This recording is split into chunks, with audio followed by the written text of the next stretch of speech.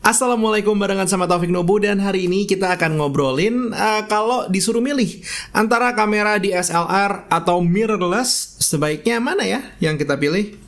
Yuk, kita omongin hal simple tapi sensitif yang satu ini.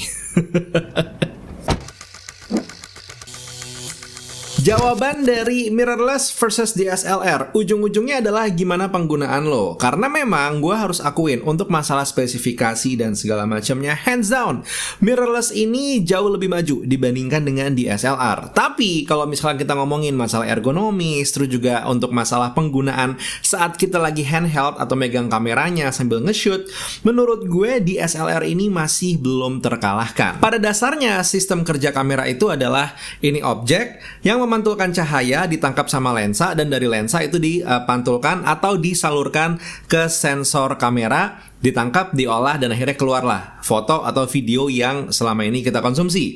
Kalau misalkan di kamera DSLR, sebelum menyentuh sensor, gambar ini akan menyentuh dulu cermin naik ke pentaprism, dan kita bisa ngeker menggunakan optic viewfinder.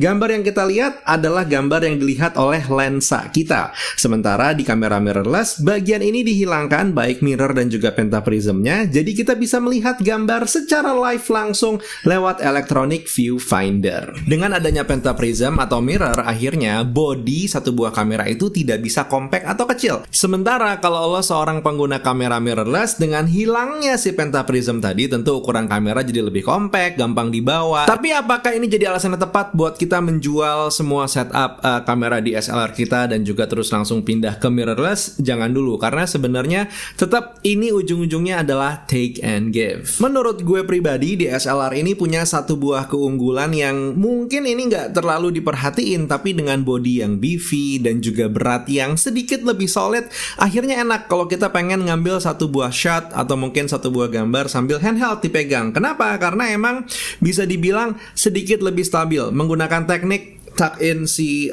elbow atau si siku dekat ke badan, atau mungkin pakai 3 point of contact. Itu akan ngebikin kita ngambil gambar-gambar ini jadi lebih mudah. Berbeda dengan mirrorless yang kalau misalkan secara body itu lebih enteng, mau kita sudah tuck in dan segala macamnya, kemungkinan terjadinya micro jitter atau gambar terlihat seperti bergetar karena tangan kita nggak sestabil itu, jadi jauh lebih terlihat. Pinternya si mirrorless ini, mereka bisa dibilang mengcounter si micro jitter dengan penggunaan image stabilization. Selama ini kalau di kamera kita hanya mengenal stabilisasi itu adanya di lensa doang. Dengan teknologi mirrorless sekarang mulai dibikinlah dua jenis image stabilization. Yang pertama itu ada IBIS atau in body image stabilization. Jadi hitungannya sensornya yang bergerak-gerak, dan satu lagi namanya adalah EIS atau electronic image stabilization. Balik lagi-lagi di sini sebenarnya tiap sistem punya keunggulannya masing-masing, tapi DSLR jadi menarik karena punya beban yang emang udah gede duluan, akhirnya megang kamera jadi lebih stabil.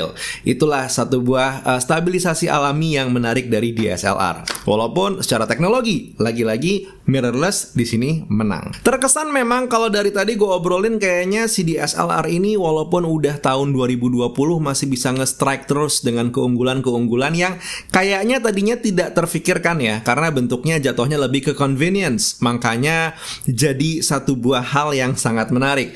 Tapi jangan salah, tentu di sini kalau misalkan lo mencari teknologi yang lebih maju, lagi-lagi gue ingetin, mirrorless punya teknologi yang lebih advance.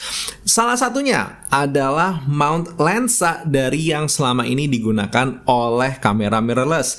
Dia punya flange distance yang lebih pendek dan membuat manufaktur kamera dan juga perlensaan bisa ngebikin satu buah lensa-lensa yang selama ini belum pernah kepikiran dibikin dan baru bisa diwujudkan sekarang. Kenapa? Karena teknologinya lebih maju. Satu hal yang sekarang juga sudah mulai bisa dibilang keunggulan untuk mirrorless adalah autofocusnya. Dulu awal mirrorless keluar, autofocusnya emang performanya nggak bagus. Bahkan kalau gua ngebaca-baca, masih ada artikel di tahun 2019, akhir tahun 2019 bahkan, yang ngeklaim kalau untuk autofocus DSLR ini tetap masih lebih unggul. Tapi yang pasti memang titik autofocus dari kamera mirrorless ini jadi lebih banyak, dan lo bisa mendapatkan true and true dari ujung layar, dari ujung sensor sampai ke ujung sensor lainnya. Sementara kalau lo menggunakan DSLR, lo masih akan merasakan kalau titik fokusnya itu kurang lebih terkumpul, masih ada ada di bagian tengah sensor aja. Tapi yang menarik sebenarnya adalah mungkin Canon 1DX Mark III kemarin, dimana dia mengincorporate antara mirrorless dan juga DSLR. Jadi kalau lagi dipakai mode foto, ya titik fokusnya itu terkumpul semua kurang lebih ada di bagian tengah. Walau tidak separah itu, cuman kurang lebih bahasanya seperti itu. Sementara kalau lo menggunakan mode live view atau bagian layar yang di belakang, lo akan mendapatkan titik fokus yang lebih banyak dari ujung sensor ke ujung sensor lainnya, dan ini bisa dibilang adalah satu buah hybrid yang sangat menyenangkan. Tapi kalau lo tetap masih galau, satu hal yang mungkin bisa jadi bahan pertimbangan lo adalah harga jual second. Harga DSLR biasanya sedikit lebih bertahan lama, sementara harga mirrorless itu cenderung lebih gampang goyang. Ini kepakainya nanti kalau lo pengen punya kamera lebih lama, ya DSLR. Jadi pas lo jual lagi nantinya mungkin masih ada value-nya. Sementara kalau lo beli mirrorless, lo beli sekarang, lo jualnya kapan tahu, value-nya mungkin sudah jauh di bawah harga sebelum-belumnya. Dan yang terakhir yang juga pengen gue ingetin adalah kebiasaan kita yang selama ini menggunakan kamera mirrorless, tapi terus kita adapt lensa DSLR. Ini terutama untuk orang-orang yang senang menggunakan EF lens. Karena sebenarnya gini, di saat satu buah lensa didesain untuk satu buah sistem, itu yang namanya keseimbangan antara body dan juga lensa sangat dipikirkan. Kalau misalkan kita menggunakan kamera mirrorless yang cenderung lebih enteng tanda kutip dibandingkan dengan lensanya yang lebih berat, akhirnya jatuhnya front heavy. Dan front heavy ini akan merepotkan. Lo megang satu kamera satu tangan, terus lo sambil ngapa-ngapain tangan satunya gitu. Jadi ini akan juga ngasih sedikit perlawanan yang akan berasa di area pergelangan tangan. Just to keep in mind, karena balik lagi ujung-ujungnya kalau kita ngomongin masalah teknologi, gue akuin mirrorless is up there, lebih powerful dan juga lebih menyenangkan untuk saat ini dibandingkan DSLR. Cuman kalau untuk masalah kenyamanan, DSLR is still the way to go. That was the video for today. A lot of rant, emang gak terlalu banyak b-roll dan segala macamnya, sengaja pengen ngobrol heart to heart aja antara sesama pengguna kamera. Hopefully nyampe pesan yang mau gue sampein. Intinya adalah apapun kamera yang lo pakai sekarang, maksimalin, cause in the end, kamera is just kamera, orang di belakang kamera yang lebih penting. Itu yang harus gue ingetin ke diri gue sendiri terus-terusan. Anyway, that was the video for now. Silahkan hit subscribe kalau pengen dapetin lebih banyak video dari gue tentang kamera setiap hari Jumat. Taufik Nobo cabut. Assalamualaikum warahmatullahi wabarakatuh. Skadush.